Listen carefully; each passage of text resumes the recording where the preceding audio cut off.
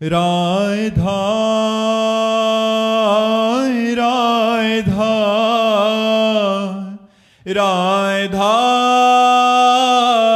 राधा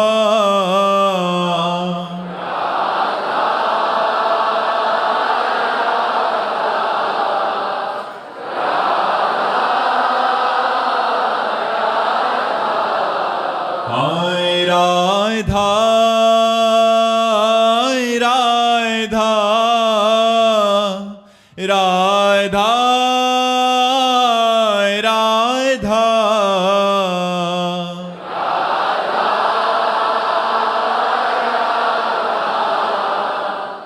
राधा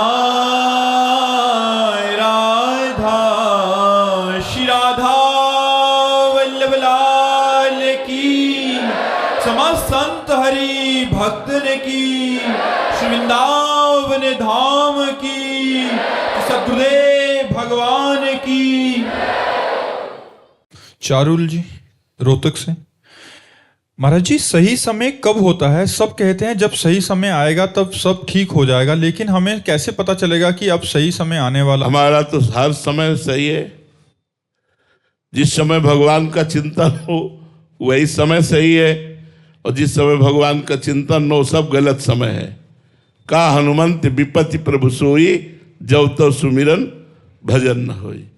देखो, अगर हम आपके हिसाब से देखें तो सबसे ज्यादा गलत समय हमारा चल रहा है, लेकिन हमसे ज्यादा सही समय किसी का नहीं चल रहा होगा, क्योंकि एक भी मिनट ऐसा नहीं जो भगवान से विमुख जाए, भगवान की कृपा से, गुरु कृपा से।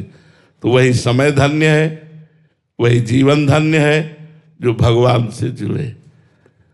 गलत इस प्रारब्ध का भोग आया है, लेकिन भगवान के चरणों के आश्रय होने के कारण वो हमें परास्त नहीं कर पा रहा, हमें गिरा नहीं पा रहा, हमें वो निराश नहीं कर पा रहा। हर समय एक आनंद, एक अद्भुत आनंद बना रहता है। इसलिए भाई, हम तो सही समय वही समझते हैं जिसमें भगवान का चिंतन हो, और गलत समय उसी को समझते हैं जब भगवान को भूल गए। उत्कृष्ट राय जी गोरखपुर से, राधा वल्लभ श्री हरिवंश महाराज जी, गुरुदेव भगवान जीवन कैसे निर्भय निशोक होकर प्रभु के चरणों में समर्पित करें? जब भगवान के चरणों में समर्पित हो जाओगे तब निर्भय होगे। निर्भय निशोक होकर समर्पित नहीं करना, निर्भय निशोक होगे ही जब समर्पित हो जाओगे। जब भगवान को आत्मसमर्पण कर दिया जाता है तब जीव निर्भय हो जाता है, निशोक हो जाता है। प्रतिपल नवीन आनंद की अनुभूति होती है। धन से लेकर के, तन से लेकर के, मन से लेकर के, संपूर्ण व्यवहार को लेकर के हमने अपने भगवान को देखा है कि वो हमारे मन पर, हमारे तन पर, हमारी आवश्यकता पर पूरी दृष्टि रखते हैं। जब जहां जिस समय जो कुछ जैसे चाहिए ऐसे जैसे वो देख रहे हैं और वो कर रहे हैं। मांगना नहीं पड़ा, मांगना नहीं पड़ा, हर समय हर व्यवस्था। तो कदम कदम पर भगवान की तन मन वचन धन सब पर कृपा हमें दिखाई दे रही। जब हम भगवान के हैं तब निर्भय है, निःशुक है, निश्चिंत है कि सब कुछ देख लेंगे ना। वो योगक्षेमम वहाम्यहम, वो सब देख रहे हैं, वो सब कर लेंगे। निर्योगक्षेमम, ये स्थिति हमारी तभी आएगी कि हमें भगवान से भी योगक्षेम की परवाह न रह जाए, जब भगवान से प्रेम हो जाएगा। महाराज जी आप कोई कह सकता है कि आपके हृदय में आया और कहते हैं आपने मांगा नहीं और फिर भी आ गया, तो प्रभु देख रहे हैं। यहाँ मांगने पे भी नहीं मिल रहा महाराज जी, ऐसा क्यों? क्योंकि दो बातें हैं, हमने सत्संग में चर्चा की है।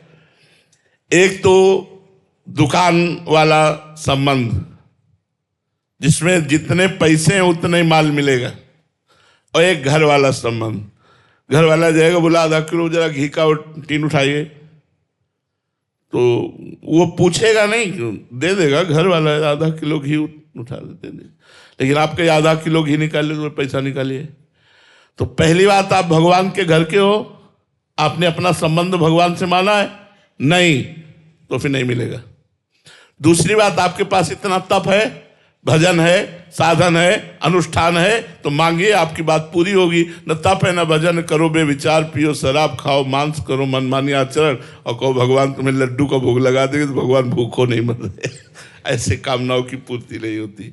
तपस्या, भजन, अनुष्ठान, साधना या तो ये हो और या तो सीधे हे नाथ मैं आपका हूं, हे नाथ मैं आपका हूं। भगवान की शरण, भगवान का घर जाया नौकर बन जाओ, खूब माल लूटो, खूब आनंदित हो जाओ। दो ही पद्धतियां हैं, या तो साधना और या तो साध्य में समर्पण। दोनों नहीं है तो फिर कामना की पूर्ति नहीं होगी। महाराज जी आपके पास तो दोनों है, तो कटता किससे है? हम तो घर वाले हैं, हमारा तो कुछ है ही नहीं। भजन से है ही नहीं ना, है ही नहीं। मैं भजन नहीं कर रहा, वो भजन करा रहे। मैं साधन नहीं कर रहा, वो साधन करवा रहे। घर वाले नौकर को पेमेंट थोड़ी मिलती है। घर वाले नौकर, घर वाला घर का पर्सनल नौकर हो उसको पेमेंट नहीं मिलती, पर उसके सारे खर्चे मालिक स्वयं देखता है। तो हम पर्सनल नौकर हैं, घर वाले नौकर हैं, हम पेमेंट वाले नहीं है, इसलिए हमारी फीस नहीं कटती, हमारा सब चलता है। भगवान के आश्रित हो जाए, बड़े मजे है यार। तुम्हें बिल्कुल सरल भाषा में कहते, भगवान के आश्रित हो जाओ। एक टेबलेट का पैसा नहीं था खरीदने का। इसी वृंदावन में कई कई दिन भूखे रह कर के कुटिया में गुजारा। जब मालिक की नजर हो गई, आज आवश्यकता है, औषधि व्यवस्था सब मारी घूम रही। किसके बल से? भगवान के बल से। अगर भगवान का बल न हो तो वही जैसे गोस्वामी तुलसीदास जी कहते, जब मैं दूसरे के दरवाजे पर खड़ा होता तो कहते अभागा बालक है, जन्म लेते ही माँ को मार दिया, दासी ने सेवा की वो भी माँ, इसको हटाओ। आज जब मैं राम का हो गया तो बादशाह ताज उतार के रखता है। तो वही बात हमने अपने जीवन में देखी।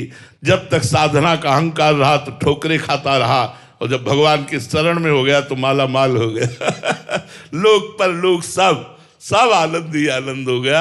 आप भी आनंदित हो जाइए, यही सिखाने के लिए हम बोल रहे। भगवान की शरण में हो जाइए, भगवान की शरण में बहुत आनंद रहेगा। भगवान परमानंद स्वरूप है। भगवान ने संपूर्ण सृष्टि किसी के सहयोग से नहीं बनाई, एक संकल्प से संपूर्ण ब्रह्मांडों की रचना कर दी। वो भगवान प्रसन्न हो जाए तो क्या मेरी छोटी छोटी कामनाएं नहीं पूरी कर सकते? क्या चाहिए आपको? क्या चाहिए? सब व्यवस्था भगवान कर देते हैं। आप शरण होके तो देखिए, आप भगवान की शरण होके देखिए, भगवान सब व्यवस्था कर देते। महाराज जी आपने लंबे समय साधना किया है, क्या ये उसका परिणाम है ये स्थिति आना, या हम बात मान लें आपकी आज से ही वहीं? नहीं, ये किडनी फेल का परिणाम है। अगर हमारी किडनी फेल ना होती तो शरणागति हमारी पुष्ट ना होती। 6 घंटे पद्मासन में बैठकर प्राणायाम के द्वारा अपने मन को वश में कर के परमात्मा में लगाना, ये हम सीखा था। भगवान बड़े कृपालु हैं, कृपा करेंगे, मेरा कल्याण कर देंगे। कहीं एक भी रेखा नहीं थी, केवल साधना पक्ष पर जोर था। मेरे बाल ब्रह्मचारी, कहीं भी मेरी त्रुटि नहीं होनी चाहिए। ये साधन, ये साधन, ये साधन, कृपा शब्द था ही नहीं। और जब किडनी फेल हुई तब होश ठिकाने आए। वो अहंकार साधना का मिट्टी में मिल गया कि अब क्या करेंगे, अब तो किसी काबिल नहीं रहे। तब जैसे गजेंद्र ने फूल लेकर पुकारा ना हरि, जैसे द्रौपदी ने हाथ उठा के कहा ना गोविंद, ऐसे ही प्रेमानंद ने हाथ उठा कर लाडली जू देख लो, अब तो किसी काम का नहीं रह गया। तो लाडली जू का सारा प्रताप है, हमारी साधना का नहीं है। वर्षा तंवर जी, राधे राधे। महाराज जी, गुरुदेव आपके श्रीमुख से बहुत बार सुना है कि नहीं खान पान ते भावे है, नहीं कोमल वचन सुहावे है, सब विषय लगे ते खारा है, हरि आशिक का मग न्यारा है। महाराज जी, तेरा किया मीठा लागे, और एक और भाव, भावे सो करहूं प्रेम के नाते, जोई जोई प्यारो करे सोई मोहि भावे, कबीरा कुत्ता राम का मोतिया मेरा नाम, गले राम की जेबड़ी जित खींचे तित जाऊं। महाराज जी, इन सब पदों में प्रभु के सब विधान को मंगल में ही बताया गया है। प्रभु के हर विधान में महाराज जी हम प्रसन्न कैसे रहें, ये भाव अंदर से हमारे महत्व बुद्धि कैसे जागे? पहले प्रभु को समर्पित हो जाओ आप। आपका तन मन वाणी ये प्रभु में समर्पित हो जाए, फिर आप देखिए मच्चित्ता मदगत प्राणा बोधयंता परस्परम कथयन्ति च माम नित्यम तुष्यन्ति च रमन्ति च तेषाम सततयुक्तानां भजताम प्रीतिपूर्वकम ददामि बुद्धि योगम तम एन मामुपयांति ते। जब बुद्धि का भगवान में योग हो जाता है तब ये स्थिति आ जाती है। अभी हमको भगवान के चित्त वाले बनना है। अभी हमारा चित्त संसार का चिंतन करता है, देह का, देश संबंधी भोगों का, देश संबंधी रिश्ते नातों का। जब ये चिंतन छूट करके अनन्य चिंतन, अनन्यश्चिन्तयन्तो माम, भगवान का अनन्य चिंतन होने लगे, अभी हमारी बुद्धि ये निश्चय करती कि भोगों में सुख है। अब हमारा कोई संसार में है, कोई हमें प्यार करे संसार में, ये सब भगवान से विमुख करने वाली बातें जो हृदय में है ना, जब खूब भजन करोगे, पहले भगवान में हम अपने चित्त को अर्पित करना सीखें। खूब बार बार नाम का जप करें, उससे चित्त अर्पित होता है। श्वासें ये भगवान के लिए हैं। मदगत प्राणा, प्राणों का कार्य है श्वास प्रश्वास। हमारा आहार बन जाए भगवान नाम, हमारी श्वास प्रश्वास से नाम जब चले। नाम श्वास दो बिलक चलत हैं, इनको भेद नमो को भावे। श्वास ही नाम, नाम ही श्वासा, नाम श्वास को भेद मिटावे। मदगत प्राणा बोधयंता परस्परम। जब हम वार्ता करें तो भगवान की चर्चा करें, भगवान के गुण, भगवान की रूप माधुरी, लीला, धाम, ये अनंत समुद्र हैं। हम इसकी चर्चा करें। इसकी चर्चा तभी कर सकते हैं जब चर्चा सुने, चर्चा पढ़ें, भगवत कथा श्रवण करें, भगवत लीला कथा का गायन करें, तो हम परस्पर बोधयन्तः परस्परम, परस्पर बैठकर भगवान की चर्चा संबंधी, गुण संबंधी, लीला संबंधी जो रस है वो हमारे हृदय में आने लगे। तुष्यन्ति च रमन्ति च, उसी में हमारा मन रमण करने लगे, उसी में हमारा मन संतोष को प्राप्त होने लगे, तृष्णा रहित होने लगे, भोगों की तृष्णा नष्ट होने लगे। तुष्यन्ति का मतलब है तृप्ति होना। अब कोई चाह नहीं रह गई, कोई इच्छा नहीं रह गई। तो भगवान कहते वो निरंतर प्रेम पूर्वक जो मेरा भजन करता है तो मैं उसकी बुद्धि में योग प्रदान करता हूं, अर्थात बुद्धि भगवान में स्थित हो जाती है। उसका परिणाम क्या होता है? उसको सारे जगत में भगवान दिखाई देने लगते हैं। मैं ये वो मन आधत्स्व मई बुद्धि निवेश है, तो निवेश्य मई ये वो अत ऊर्ध्वम न संशया, तो मेरे में ही निवास करेगा। अर्थात आप देखेंगे कि भगवान की कृपा आपको घेरे हुए है। हर क्षण भगवान की कृपा, चाहे वो भीषण रूप हो, चाहे मृदु रूप हो, चाहे विपत्ति रूप हो या संपत्ति रूप, वो कृपा ही है, वो मंगल विधान है मेरे प्रभु का। यह आप अनुभव करेंगे, तब अनुभव करेंगे जब आपकी बुद्धि और मन भगवान में स्थित हो जाएगा। इसके लिए भजन करो, भगवान की लीला कथा सुनो, भगवान की लीला कथा भरे पदों को गायन करो, भगवान के भक्तों के चरित्र पढ़ो, भगवान के भक्तों से प्रेम करो, तो तुम्हारा देहाभिमान भगवान में समर्पित हो जाए। बस यहीं से दिव्यता प्रारंभ होती है। जब तक देहाभिमान रहता है तब तक भागवतिक अनुभव नहीं होता। पार्थिव अनुभव होने लगेंगे, इच्छाओं की पूर्ति होने लगेगी, लोक सम्मान मिलने लगेगा, लेकिन आध्यात्मिक दिव्यता का अनुभव तभी होगा जब देहाभिमान श्री भगवान में अर्पित हो जाए। शरीर स्वस्थ हो या अस्वस्थ, सामने प्रतिकूलता हो या अनुकूलता, कोई निंदा करे या स्तुति, अपमान दे या मान, सब में समान भाव रखकर परमात्मा चिंतन में तन्मय महापुरुष वो बोल सकता है तेरा किया मीठा लागे। वो बोल सकता है जोई जोई प्यारो करे सोई मोहि भावे। वो बोल सकता है कबीरा कुत्ता राम का। ऐसे नहीं बोल सकता, ऐसे बोलना खेल नहीं है। भगवान के हो गए तब कितने बड़े महापुरुष हैं, कैसे बोल रहे हैं। कबीरा कुत्ता राम का, कहाँ गया देहाभिमान, गलित हो गया, भगवान के चरणों में अर्पित हो गया। ये बड़ी ऊंची बात है, बहुत ऊंची बात है। भगवान का हर विधान मंगलमय, हर विधान अनुकूल ही दिखाई दे, ये तो बहुत बड़ी शरणागति है, बहुत बड़ा समर्पण है। इसलिए पहले खूब नाम जप करो। लखन गुप्ता जी, राधे राधे गुरुदेव। गुरुदेव, चाह मिटी चिंता मिटी मनुआ बेपरवाह, जिनको कछु ना चाहिए वे शाहन के शाह। गुरुदेव, आपकी व श्री जी की कृपा से इस दास की सारी चाह मिट गई हैं, लेकिन श्री जी के ये जान कौन रहा है?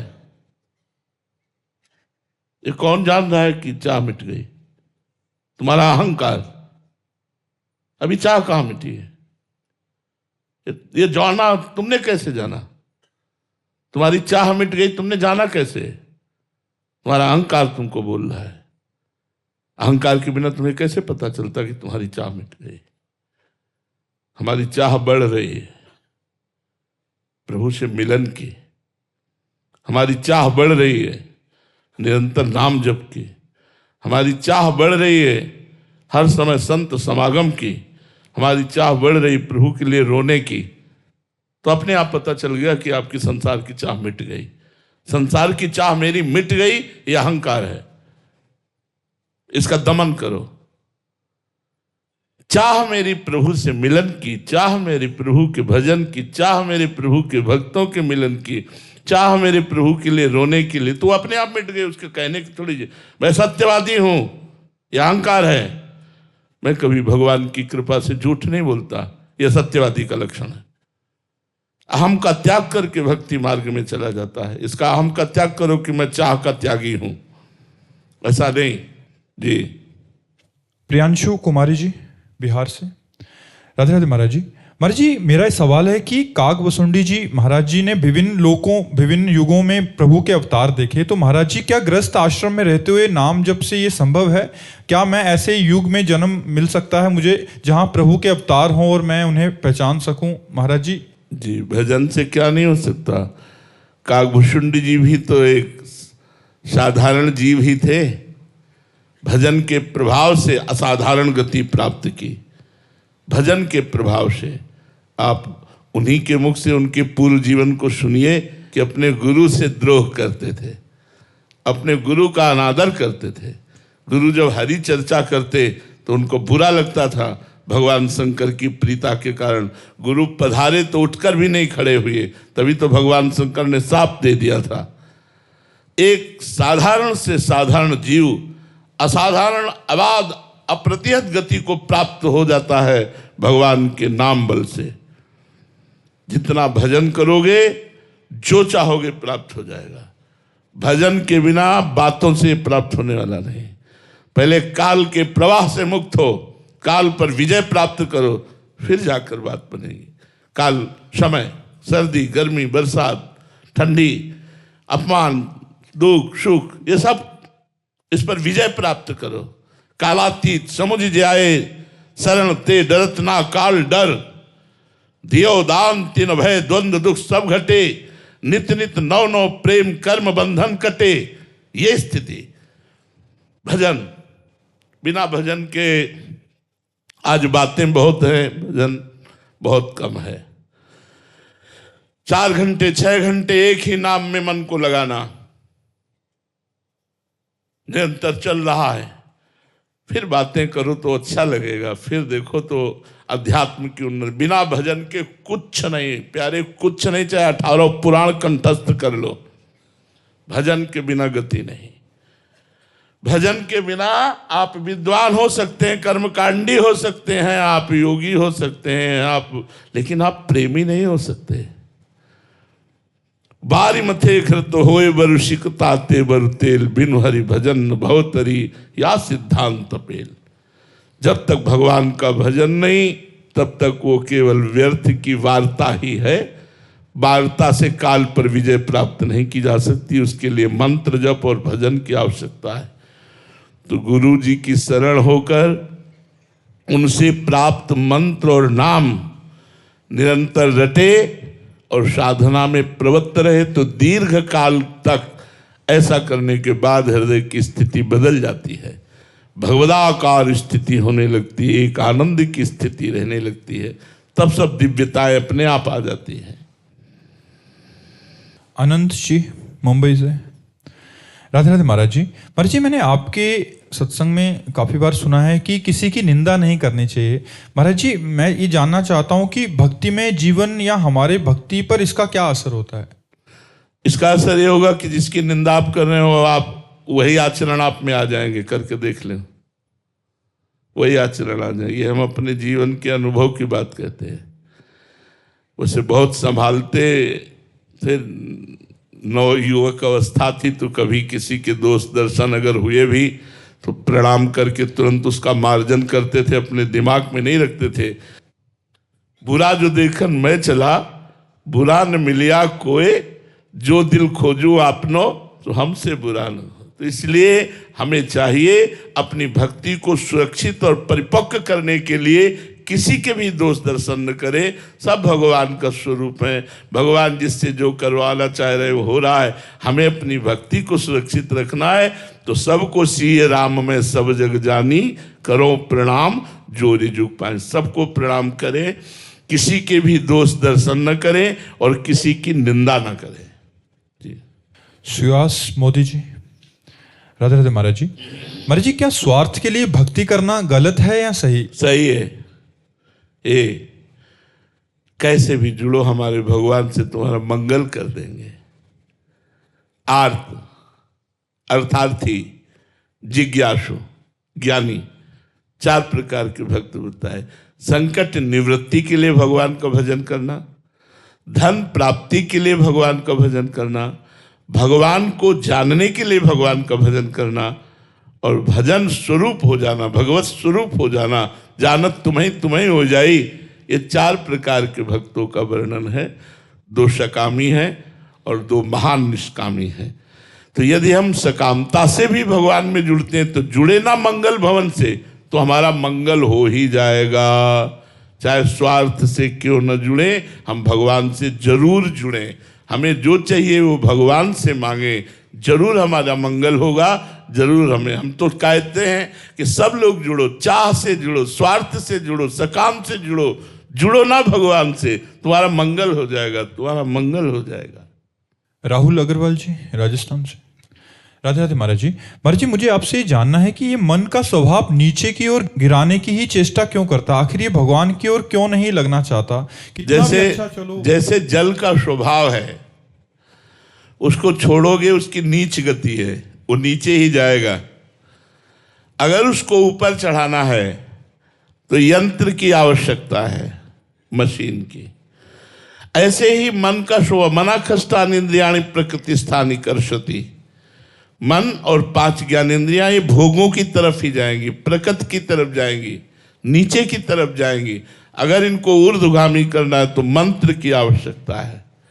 जैसे जल को ऊर्ध्वगामी बनाने के लिए यंत्र की आवश्यकता है, ऐसे मन को भगवत चरणारविंद में लगाने के लिए मंत्र की आवश्यकता है। तो भगवान के स्वरूप गुरुदेव भगवान का वर्ण करो, उनसे मंत्र लो, नाम जप करो। ये मन और 5 ज्ञानेंद्री, इनकी रचना ही हुई है प्रकृति की तरफ जाने की। भगवान ने कहा ममैवांशो जीवलोके जीवभूता सनातनः मनाखष्टानि इंद्रियाणि प्रकृति स्थानि कर्षति। इस रचना के क्रम को उलटना होगा, इनको भगवान की तरफ चलाना होगा। उसके लिए मंत्र और नाम की आवश्यकता है। खूब नाम जप करो, मंत्र जप करो, मन भगवान में लगने लगेगा। विनीत भंसाली जी, अजमेर से। राधे राधे महाराज जी। महाराज जी, मेरा प्रश्न है कि मैं सोमवार को शिव जी, मंगलवार को हनुमान जी, बुधवार को गणेश जी, गुरुवार जी को विष्णु जी, शुक्रवार जी को माता जी, शनिवार को शनिदेव और रविवार को सूर्य जी का अर्घ और पूजा करता हूँ। मेरा प्रश्न है, क्या सभी की पूजा करने से सभी की कृपा बनी रहती है? किसी एक से भी जुड़ा जाए तो ये सब कृपाएं अपने आप आ जाएंगी? एक साधे सब सधे और सब साधे सब जाए। सब साधे सब जाए। प्रारंभिक भक्ति सबकी ऐसी होती जैसी आप कर रहे हैं, लेकिन जब भक्ति का रंग आता है तो एक भरोसो, एक बल, एक आस विश्वास, एक राम घनश्याम हित, चातक तुलसीदास। प्रारंभिक भक्ति सबकी ऐसी होती जैसी आप कर रहे हैं। हम भी प्रारंभ में जब कक्षा 8 में पढ़ते थे तो शिव चालीसा, राम रक्षा स्तोत्र, ये गजेंद्र मोक्ष, ये विविध प्रकार के स्तोत्रों का पाठ और देवी जी, शंकर जी, गणेश जी सबकी उपासना, उसका फल हमें मिला कि आज हम श्री राधा वल्लभ लाल की अनन्य उपासना में स्थित हैं। रसना कटो जो अन रटो, निरक्ष अन फुटो नयन, श्रवण फुटो जो अन सुनो, श्री राधा जस बैन, ये तब आई है। अब आप जहाँ चल रहे हैं चलते रहिए, पर अंदर से सोचते रहिए यही विश्राम स्थली नहीं है, आगे और हमें बढ़ना है भक्ति में, तो भगवान आगे बढ़ा देंगे। इसमें कोई दोष नहीं है, आप बढ़िए, आगे बढ़िए। पर कृपा तो एक की ही होगी। अब चयन कर लो एक, जैसे गोस्वामी तुलसीदास जी ने विनय पत्रिका में सबकी आराधना की, लेकिन मांगा सियाराम जी के चरणों में प्रेम।